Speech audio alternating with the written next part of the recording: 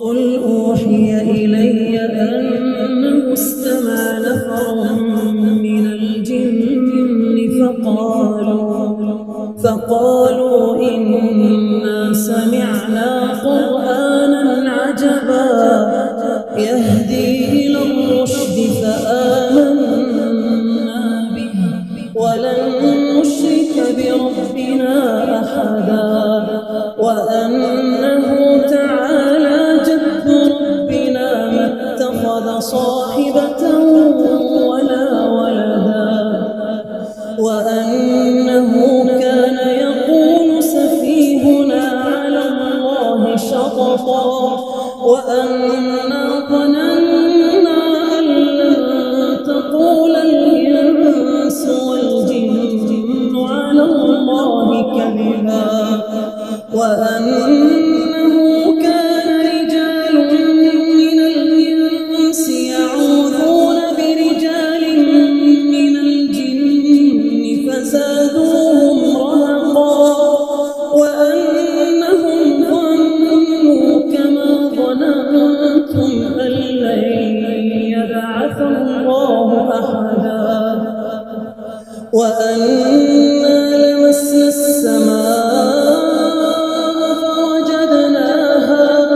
فوجدناها ملئت حرسا شديدا وشهبا وأنا كنا نقعد منها مقاعد للسمع فمن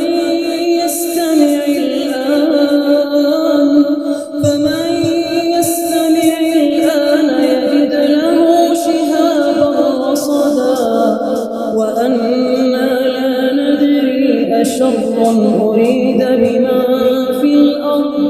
أم أراد بهم ربهم رشدا وأنا منا الصالحون ومنا دون ذلك كنا طرائق قددا وأنا ظننا أن لن نعجز الله في الأرض ولن نعجزه هربا وأنا لما سمعنا الهدى آمنا به وأنا لما سمعنا الهدى آمنا به فمن يؤمن بربه فلا يخاف بخسا ولا رهقا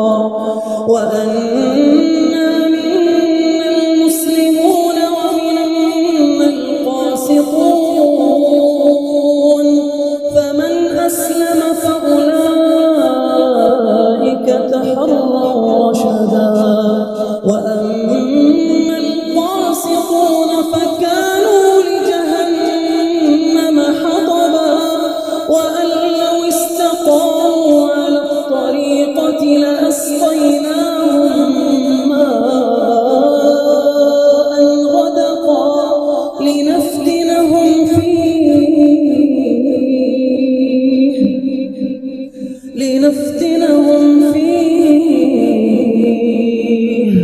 ومن